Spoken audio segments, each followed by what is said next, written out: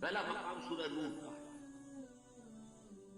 جس کی نہایت مشہور آیت نمبر 55، اس میں اللہ تعالیٰ نے امت مسلمہ سے ایک نہایت پختہ، نہایت موثق، نہایت مؤکد وعدہ کیا کہ وہ اس امت مسلمہ کو خلافت عرضی عطا کرے، پورے زمین کی خلافت و حکومت۔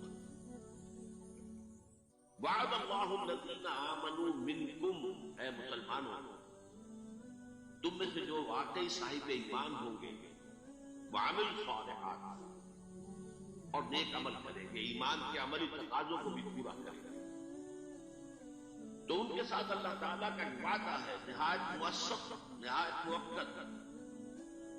عربی زبان میں تاکید کا اس سے آگے کوئی اور اسلوب نہیں ہے کہ فعل مضارع کے آخر میں نون آئے تشدید کے ساتھ، شروع میں لام آئے زبر کے ساتھ، لام مفتوح نون مشدد۔ وعدہ کیا ہے؟ لَيَسْتَخْلِفَنَّهُمْ فِي الْأَرْضِ كَمَا اسْتَخْلَفَ الَّذِينَ مِن قَبْلِهِمْ، یقیناً اللہ تعالیٰ انہیں خلافت عطا فرمائے گا زمین میں، جیسے کہ خلافت عطا فرمائی تھی ان کو جو ان سے پہلے تھے۔ قرآن مجید کا ہر پڑھنے والا شخص ہے اس کا ذہن لازماً منتقل ہو جائے گا سورہ صاد کی اس آیت کی طرف کہ یا داؤد انا جعلناک خلیفۃ فی الارض۔ روح ارضی پر سابقہ امت مسلمہ بنی اسرائیل کے دور میں بھی خلافت کا ایک نظام قائم ہوا۔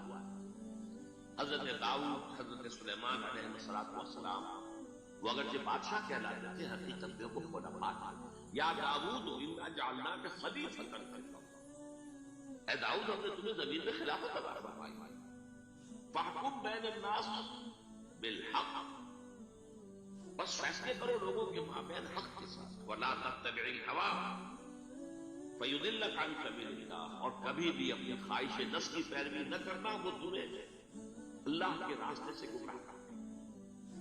تو فرمایا جیسے انہیں خلافت دی تھی ویسے ہی اس امت مسلمہ کو کل روح عرضے کی خلافت دی جائے، كما استخلف الذين من قبلهم وَلَيُمَكِّنَنَّ لَهُمْ دِينَهُمُ الَّذِي ارْتَضَىٰ لَهُمْ، اور لازماً تمکن عطا فرمائے گا، غلبہ عطا فرمائے گا اللہ تعالیٰ ان کے لیے، ان کے اس دین کو جو اللہ نے ان کے لیے پسند کرتا ہے۔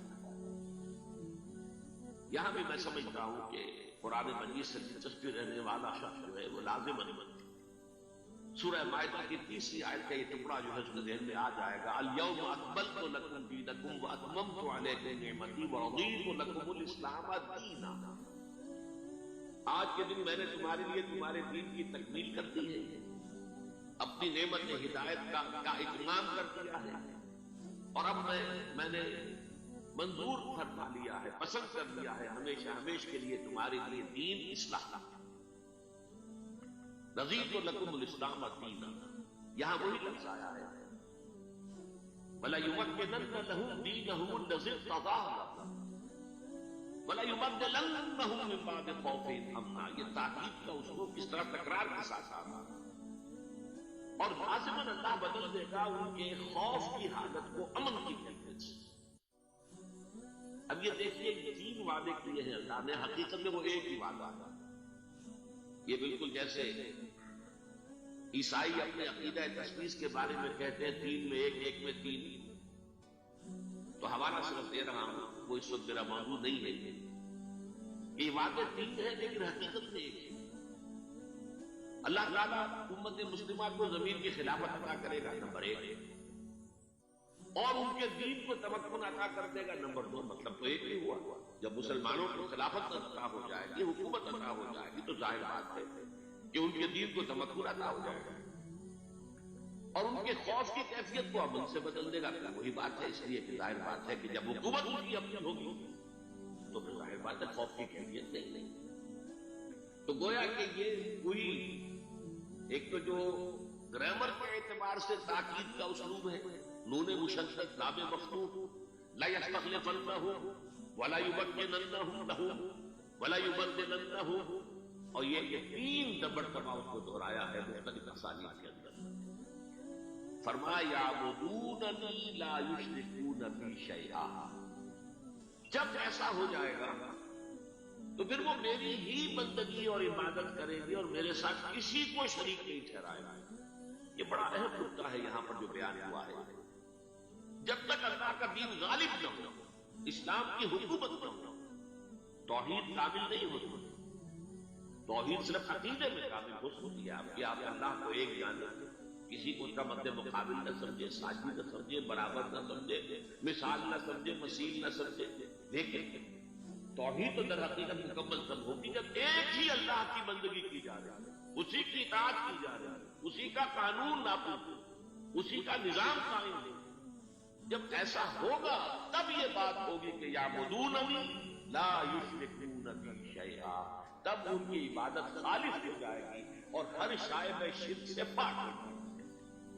یہ بہت اہم تصور ذہن میں رکھیے. ہمارے ہاں ظاہر موحدین ہے بہت، لیکن عام طور پر سارا زور جو ہے توحید فی العقیدہ پر، عقیدے میں توحید عملی، ایک ہی اللہ کی بندگی کرنا، مخلصین لہ الدین، اپنی پوری اطاعت کو اس کے لیے خالص کرتے ہوئے، لیکن الدین کلہ للہ، دین کل کا کل اللہ کے تابع ہو جائے، اللہ کے حکم کے تحت آ جائے. یہ ہے در حقیقت توحید کی تکمیل عملی سے. تو جب ایسا ہو جائے گا کہ مسلمانوں ہی کو حکومت ہوگی دنیا میں اور اسلام کا غلبہ ہوگا اور مسلمانوں کے لیے کوئی خوف نہیں رہے گا، تب گویا کہ توحید کی تکمیل ہوگی اور پھر وہ بندگی میری کریں گے اس شان کے ساتھ کہ کوئی شائبہ جو ہے وہ شرک کی آلائش کا نہیں رہے گا. وَمَنْ كَفَرَ بَعْدَ ذَلِكَ فَأُولَٰئِكَ هُمُ الْفَاسِقُونَ. اس کے دو مفہوم کو سوچیں گے. جو اس کے بعد بھی کفر کرے پھر وہ تو بہت ہی ناہنجار، بہت ہی باغی سرشت کے لوگ. دو مفہومی سے اس بات سے کہہ رہا ہوں کہ جب دنیا میں یہ کیفیت ہو جائے کہ دین کا غلبہ ہو جائے پھر بھی کچھ لوگ اللہ کا اور اللہ کے دین کا انکار کریں تو معلوم ہوا کہ ان کے سرے سے کوئی خیر نہیں. جب دین روز روشن کی طرح سامنے آ گیا، نظام کھل کر آ گیا، نصف النہار کی طرح دین چمک رہا ہو سورج کی طرح، پھر بھی جو شخص محروم رہے تو گویا ان میں خیر کا کوئی شائبہ ہے نہیں. اور ایک مفہوم یہ بھی ہے اور میرے نزدیک یہ اہم تر ہے کہ ہمارے اتنے موثق وعدوں کے باوجود، ہمارے اتنے موقت وعدوں کے باوجود اگر تم کمر ہمت نہ کسو اور ایمان اور عمل صالح کی شرائط پوری کرنے کا ارادہ نہ کرو تو گویا کہ تم بھی پھر بہت ہی خیر سے خالی اور مسلوب علی توفیق.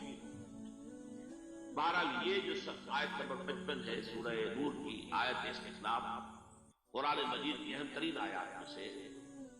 اس کے بعد مسلمانوں سے فرمایا گیا ہے اس کے لیے جو جد و جہد تمہیں کرنی ہے، وَأَقِیمُوا الصَّلَاةَ وَآتُوا الزَّکَاةَ وَأَطِیعُوا الرَّسُولَ لَعَلَّکُمْ تُرْحَمُونَ. دیکھو نماز قائم کرو، زکات ادا کرو اور رسول کی اطاعت، بمصطفیٰ برسا خیشگاہ کے دین ہما ہوا محمد الرسول اللہ کی اطاعت اور اتباع، اس کو لازم کر تب تم پر رحم کیا جائے گا. لعلکم ترحمون. رحمت للعالمین وہی ابھی آپ نے وہ آیات سنی سورہ انبیاء کے آخر سے، وَمَا أَرْسَلْنَاكَ إِلَّا رَحْمَةً لِلْعَالَمِينَ، اسی پر آج قرآن ختم ہوئی تھی. تو رحمت کا مظہر جو ہے، مظہر اکم وہ حضور کی بعثت ہے. اگر ان کی اطاعت اور اتباع آپ کے اوپر لازم کر لو گے تو تم پر رحم کیا جائے گا. البتہ ساتھ ہی دھمکی بھی ہے، لا تحسبن الذین کفروا معجزین فی الارض. ہرگز نہ سمجھنا کہ انکار کرنے والے، ہمارے دین کی مخالفت کرنے والے، نظام خلافت علی منہاج النبوت کا راستہ روکنے والے کبھی ہمیں عاجز کر سکیں گے، ناکام کر دیں گے؟ نہیں، وہ ہمیں عاجز نہیں کر سکیں گے. ہماری یہ مشیت پوری ہو کر، ہمارا یہ وعدہ جو ہے پورا ہو کر رہے گا. وَمَأْوَاهُمُ النَّارُ وَلَبِئْسَ الْمَصِيرُ. اور ان کا ٹھکانہ آگ ہے، وہ بہت ہی برا ٹھکانہ.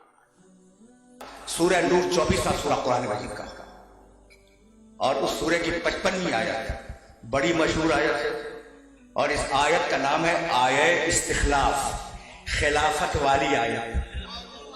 ہر ایک کو پسند ہے خلافت والی آیت.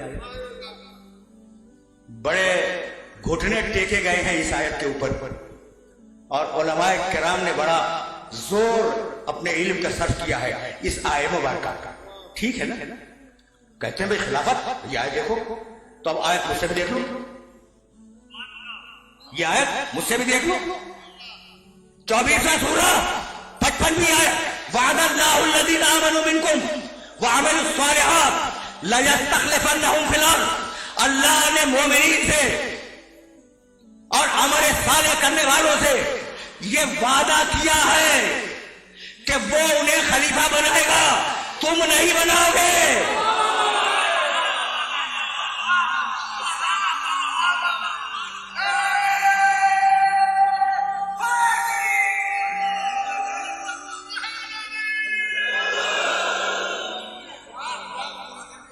جاؤ اگر میں نے ترجمے میں ڈنڈی ماری ہے تو کل پھر آؤں گا اور دیکھ کے آنا ترجمے کو. وعد اللہ الذین آمنوا منکم وعملوا الصالحات. تم میں سے جو لوگ پرانے مومن ہیں، آمنوا منکم جو پرانے مومن ہیں. اب ایک جملہ ہدیہ کرتا ہوں، ہدیہ کرتا ہوں. اچھا، شاہ صاحب کا نام قائم ہے اور بڑا متورق نام ہے، اور ہمارا 12واں اس کا لقب ہے قائم. شاہ صاحب اور قریب آ جائیں ذرا سا.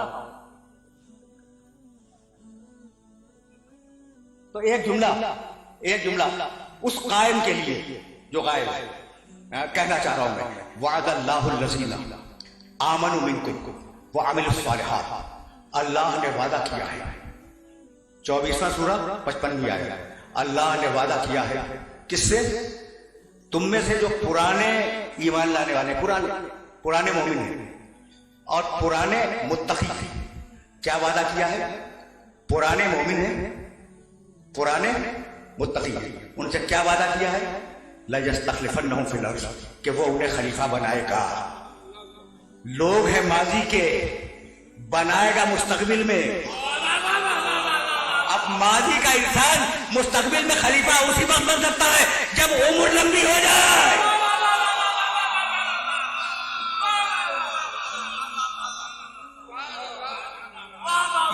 یہ دلیل پہنچ گئی میرے سننے والوں تک.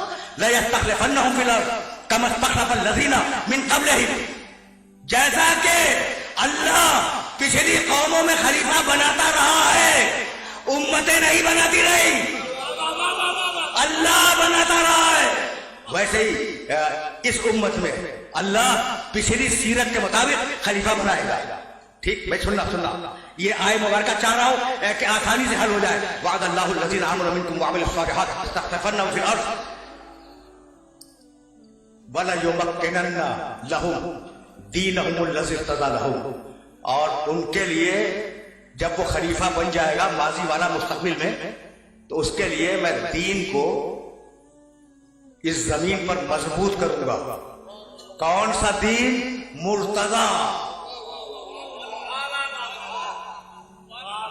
مرتضی جسے اللہ پسند کرے.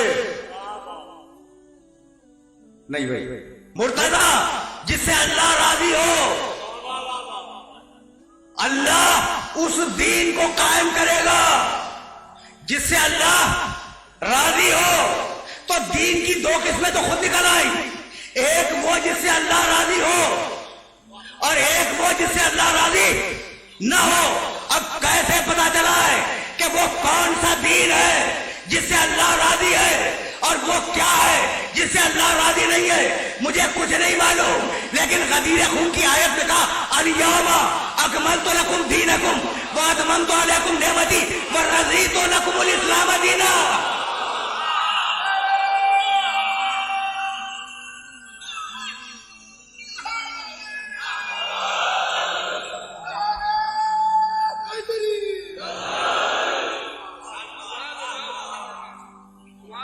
بہت سونے لکھا ہے.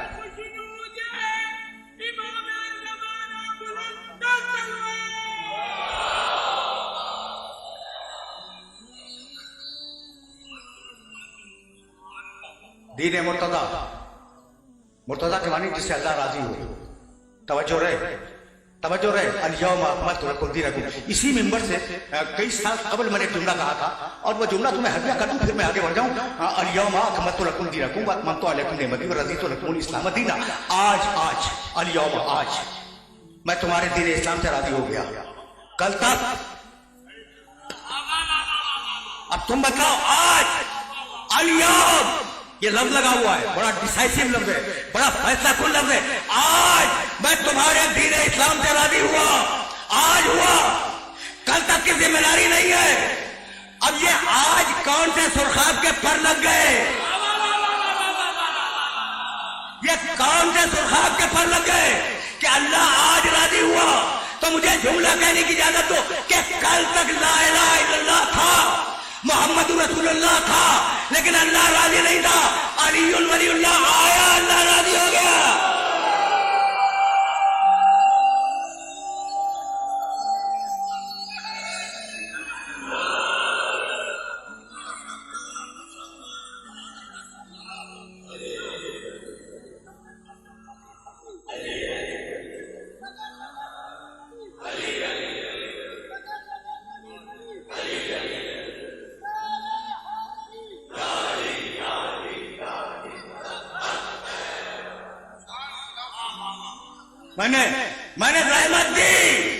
میں نے رحمت دی اپنے سارے سننے والوں کو.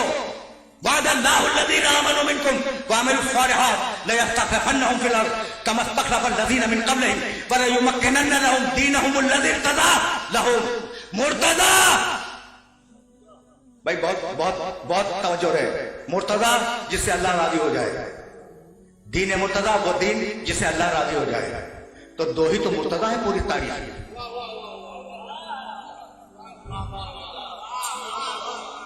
بھائی دو ہی تو مرتضی ہے پوری تاریخ میں، یا دین مرتضی ہے یا علی مرتضی ہے.